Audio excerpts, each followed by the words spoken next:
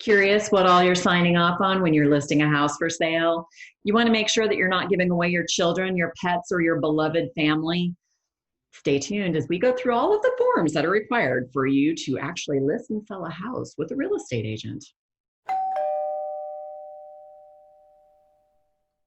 Hi, everybody. My name is Stacy Hesser. I'm a licensed realtor here in the state of Oklahoma, specializing in the southern portion of the state, going from Murray County, Carter County, Love County. So anyways, I have several forms for us to go through today. I'm actually going to break this up into two parts because I don't want to totally put you guys to sleep. I'm sorry, but this is important stuff. So I want to make sure that you clearly understand what all it is that you're going to be signing, what all is going to be presented to you, and what this stuff means.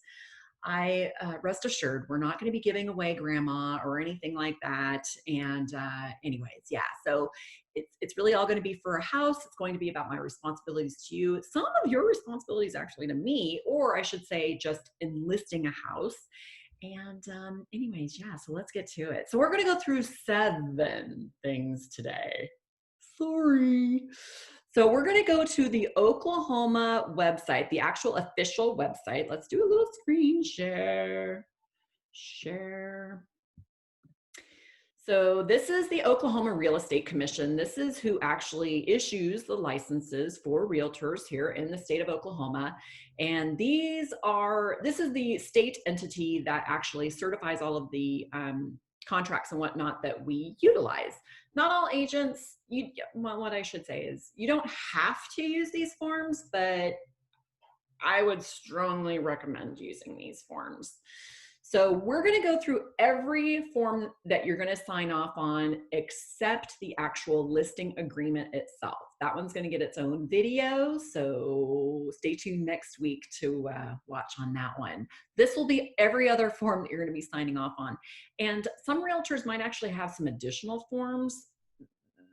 I'm just trying to boil some things down into a smaller thing so you don't fall asleep. So anyway, let's go. This is a public website, by the way, so you could easily go over here and check this out yourself. Over here is the contract forms and addenda. So I'm going to get out my old lady glasses. I'm just going to say, I kind of refuse to go to an eye doctor just to get readers because, you know, Walmart has them for $5. And if I go to an eye doctor and tell them I need readers, then I need to kind of admit that I have like old eyes. So I just keep getting the cheapies. But anyway, okay, sorry, I digress. Let's go to our first form. It is the disclosure of brokerage services. This form will actually be the same form whether you're a buyer or a seller. So what we would be checking off on here, if you were a buyer, these two would apply. If you're a seller, this one applies. The listing brokerage agreement is what would apply to us. But like I said, the box that we would be checking to actually list and sell a home would be the listing brokerage agreement. And I will be covering specifically what that agreement would be in a separate video because I don't want you to fall asleep. So let's go through section 1. This is a whole lot of legalese. I'm just going to try to boil it down a little bit to you. So this one just goes through our duties and responsibilities. So what are my duties to you as a realtor? What have I agreed to do through the state of Oklahoma when I become licensed to be a realtor?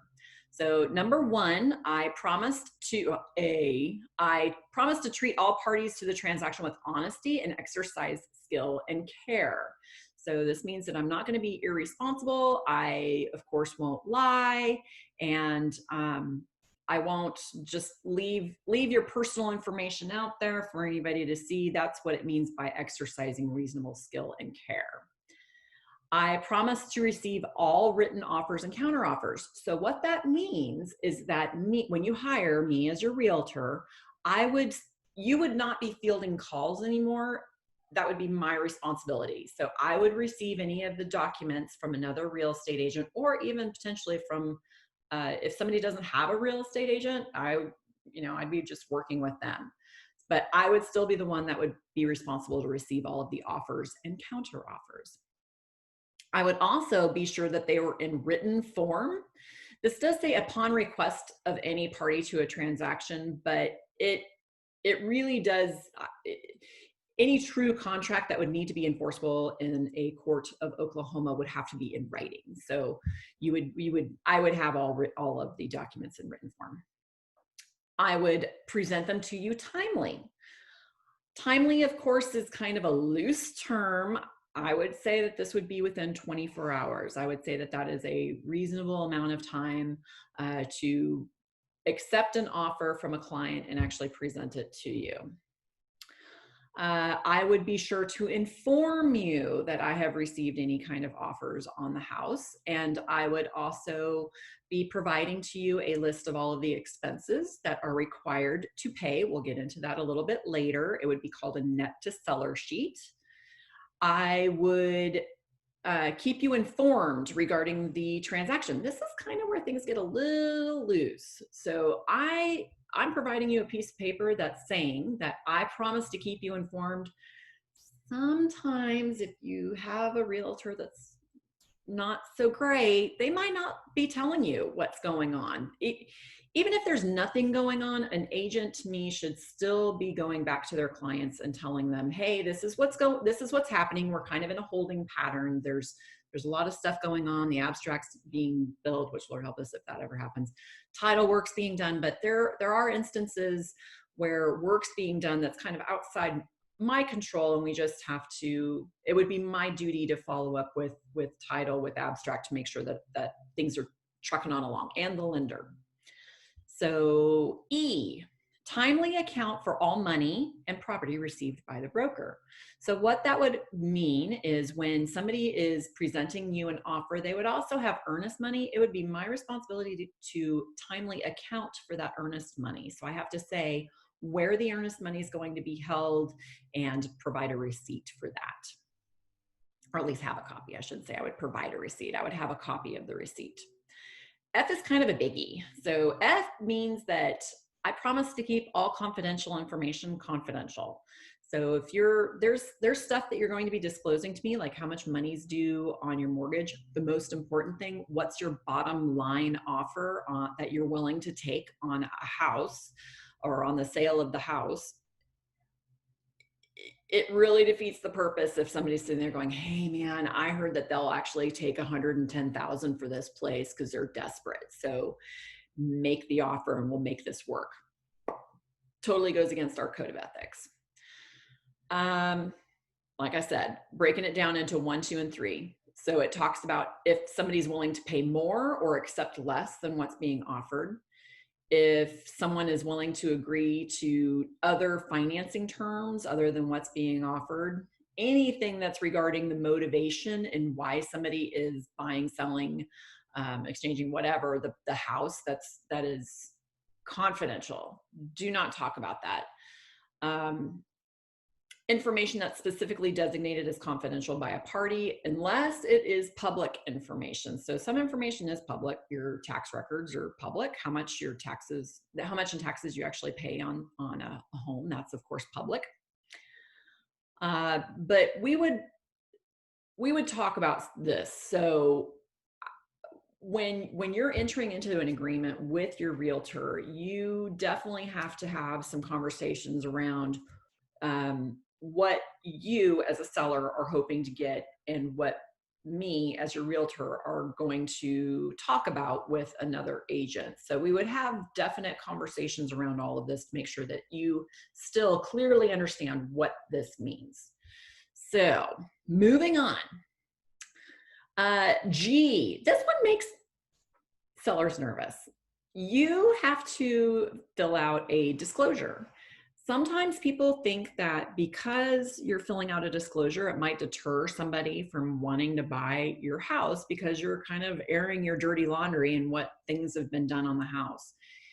It is vital that you complete the disclosure to the best of your knowledge. And I'll get into that later too. I'm going to pull up what a disclosure actually looks like, but do not hide anything, disclose everything. If I end up finding out that something hasn't been disclosed, I I would be required by the state of Oklahoma to actually disclose that. And I have my own form that I would have to submit for that.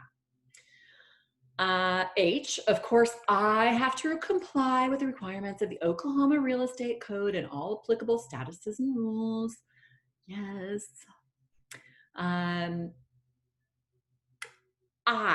So when working with one party or both parties to a transaction, the duties and responsibilities set forth in this section shall remain in place for both parties. So Oklahoma is a little unique. If I list a house, I could actually also represent the buyer for that house. I'm going to be honest, man. I really don't know how I feel about this. I get it, but I feel if you know the least amount that a seller is willing to take, and I'm trying to work with a buyer on that to bring them in and give you their best offer, sometimes I just don't know, man. It's tough. Anyways, but it is legal. I'm just saying. So in the state of Oklahoma, you are legal to actually represent both sides of a transaction.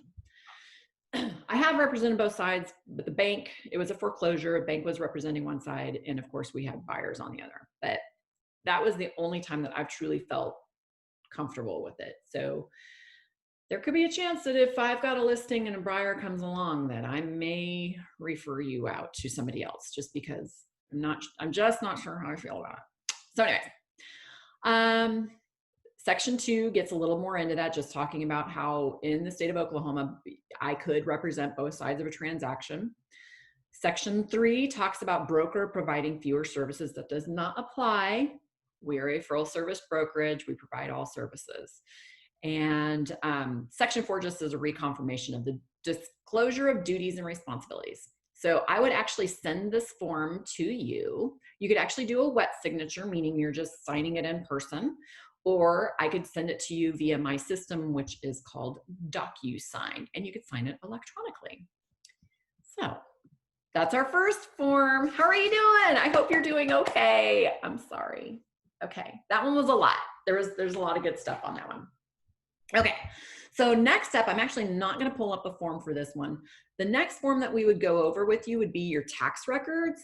So tax records are, like I said, it's basically public information, and I need to confirm that what is on file with the county is actually accurate. So the government never makes mistakes, right? Okay, yeah, well, whatever. So on the tax records, I need to make sure that the number of bedrooms, the number of bathrooms, the total number of rooms that are in a home are correct. Square footage is correct. If it's not correct with the county, then we'll need to have some other documentation on the actual certifying the square footage on the home. So anyways, I just went into a house. I cannot even believe it, but it was short by 1,000 square foot. 1,000. It's a 2-story home, and for whatever reason, they only had the first story. It was crazy. Anyway, so tax records. That's form number 2. Next up. Okay, so like I said, we're going to talk a little bit about this. This one always makes people just a little nervous. We're going to talk about the property condition disclosures, and we're going to pull up the disclosure first. So it's 3 pages long. So usually what I do is I just leave this with my seller and I have them fill it out at their leisure. I actually like to do this one in paper form just because it gets a little confusing trying to do this one in my DocuSign system. If you're trying to do it on an iPad or something, doing all the little dots on all of these gets a little annoying. So anyway, so I like to just leave a paper copy of this. It goes through just about everything that's in your home to say whether it's working, not working, you don't know if it's working, or if it's not included in your house. Up at the top, we of course list the actual location of the property, and we state whether or not you are occupying the property. So page 1's the kind of the worst, and you actually have to go through and you initial each page. Getting into page 2, this gets into a little more yes, no situations. And if you end up saying yes to any of these questions, never fear, you just need to provide some kind of explanation to that. one of the simple ones on here is whether or not you belong to a homeowners association. So you would just say, yes, it's $100 a year, and any information that you have regarding that. Again, this form makes people nervous. They think that it might turn into something that would deter a buyer from purchasing a home. But I'm here to tell you, I have heard some horror stories on this stuff. One example was somebody had a hailstorm came through, and they had somebody come in and do an evaluation on the roof. They were told it needed a new roof. So they're like, oh my goodness, we don't have money for a new roof. We're going to go ahead and sell the house. So the house gets sold. They did not disclose whether or not they said the roof was in good condition. Less than 2 years after the sale of the home, the new buyers found a leak in the roof. So they call a roofer and have him come out. And the roofer happened to be the same one that did the original evaluation after the hailstorm. And he had told the buyers, oh, I can't believe the roof never got fixed. I told the previous owners this place needed a new roof. So guess what? Buyers sued the seller. They won, and the sellers ended up having to pay for attorney fees plus the cost of the roof. So disclose it all. Just get it out there. You want to prevent a lawsuit. It is truly in your best interest to do it. Also, like I said, if I end up finding out that there's something that wasn't disclosed, that should have been disclosed, I would have to fill out a separate form for that too. So readers back on. Anyways, let me show you. You could also end up having a disclaimer. Landlords, I'm here to tell you, this is not for you. This is not your form. There's no way that you could possibly be a landlord and not know what exactly is going wrong in your properties. You get phone calls all the time. You should be filling out a disclaimer. I'm just saying, okay, that's my little soapbox for today. Landlords should not be filling out a disclaimer. The most valid reason to fill out a disclaimer is if you inherit a property. If the kids are ending up having to sell a property, they've never occupied the property, a disclaimer would be for you. It simply says that you have never occupied the property and you make no disclosures concerning the condition of the property. And this is where the landlords would need to get hit here. 2, they have no actual knowledge of any defect concerning the property. That's why this doesn't apply to a landlord. Anyway, pretty simple form. Again, I would provide this to you either in person, with paper form, or through DocuSign. The other one is an exemption form, and this one's pretty typical. It's like I said, you're dealing with a foreclosure and it's a bank-held property. Banks don't have any knowledge of what's going on. So that's the most likely time to be using something of this nature. So, okay, how are you doing? How are you doing? Hey, so that's probably I don't know. I was gonna say that's probably the worst of the nitty gritty here. Let's get to the fun one. So the fun one, this is what the sellers always wait for. Estimated net to seller. How much am I gonna have in my pocket to take home with me? So this, of course, gets filled out anytime an offer is presented. So we're going to come to an agreement on how much we're going to sell the house for. We would put in our sales price. We would make an estimation on how much your property taxes would be. So just a keynote here about the property taxes. Property taxes are paid for in arrears, meaning it's 2020. Oh, well, I'm dating myself here, but it's 2020. The tax bill that you've already paid is for 2019. What you haven't paid is 2020.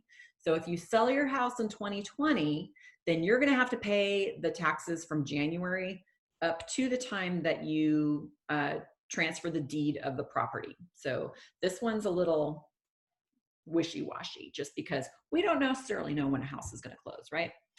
So we would make an estimation here on how much you would actually be responsible to pay. Commission. So I'm sorry. The sellers are responsible to pay the full commission. So at 6%, that actually does, it gets split though. So I'm not sitting there collecting no 6% on your sale of your house. 3% is for me to cover my costs, to take care of my family, to take care of all of the marketing, my business expenses, etc.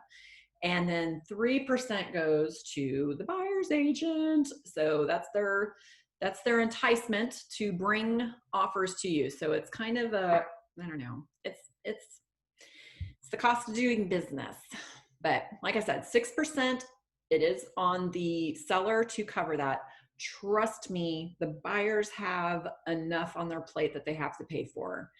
Okay, anyways. What you'd be responsible to pay for also would be the title charges. You'd have to pay the title company. You have to bring an abstract up to date. You also have to pay the government some fees here. You got recording fees. You got doc stamps. Some things would be agreed to in your contract, but we would not be, in the very first net to seller, that would not be discussed. Because obviously we don't know. It'd be like having a, I don't know, fortune teller ball there or something. But anyway, the not to be nosy, we're not asking questions to be nosy, but in order to give you a valid net to seller, we need to know how much money is left due on the house. And what I've encountered this a couple of times now. Sometimes people forget that they have a second on the house, and what a second means is just another loan that has been taken out where the home is used as collateral. So if you're sucking out equity on a house, that would be considered a second. So any loan that where the home is used as collateral would have to be listed in here. So because the banks are of course going to be paid first before you do. So any of your loans that are due where the house was used as collateral would be deducted from the amount that you get to put in your pocket. So that's your net to seller sheet. Whenever we're going to have one based upon the list price. We're going to have one if we ever decide to have a price drop. We're going to have one anytime an offer is presented from a buyer. And we're going to have multiples of these. If we have multiple offers coming in from buyers, they would all have to be identified separately because chances are the terms of the contract would all be a little bit different. It's definitely pretty common practice to have buyer's agents ask the seller to pay for things because like I said, man, there's a lot on a buyer's plate to cover. Getting into this business, it was a little surprising to me. And it varies a lot from state to state. So know that if you're moving here from another state, that you may have had more expenses, you may have had less expenses. I came here from Alaska. It was definitely we didn't have abstracts up there. So that was a huge thing that saved us. But I don't know, there's a ton of fees. Anyway, enough of that. Okay, so like I said, another form that I would have you fill out is specific to your mortgage. Sorry, as I scroll through here. It would just be a very quick form. I don't have an online copy, so let me just hold this up. But it's just kind of a letter to the bank. This just gets held with the selling agent, just so that when you actually do when you're under contract, when you have an executed contract, this would need to be sent to your mortgage company so that they could actually confirm the amount and be involved in the transaction. So I promise you we're almost done. Share. Okay, next up are two simple ones. Oh my gosh, we really are almost done. Okay, that's great. So the last two, one of them is the contract booklet. So I send this to everybody electronically. So this is a big booklet, just kind of going through what I am today. Some real estate agents feel that because they give you this booklet that they don't have to explain things. But it's like, I don't know, 24 pages long or some such thing. But I just have you initial in the very beginning that you've received it. And it goes through everything that the contracts are, contract verbiage, etc. So if you're looking for something to put the children to sleep, that could be an option for you. Okay. We're down to our last one. And this doesn't necessarily apply to you because it only applies to people whose homes were built after 1978, which is the lead-based paint disclosure. So right down here, We are a seller. If your home was built prior to 1978, you could have lead-based paint in your home. Some people are aware of it, some people are not aware of it. So if you're aware of it, then you would need to check that you have a known lead-based paint and or lead-based paint hazards are in the house, and you need to put in a little explanation on there, or that you have no knowledge of it. If you have no knowledge of it, then you have no reports of it. If you have a known lead-based paint, then you would have provided the seller with any and all records that are available to you. So that's how those go. So you have part A that you would check, and you have part B that you would check.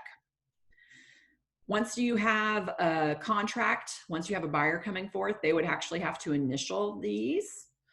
And I, when we actually go into a listing agreement, actually would be initialing here. This is my acknowledgement. I've informed you of your obligation under yada, yada, yada, and you are aware of your responsibility to ensure compliance.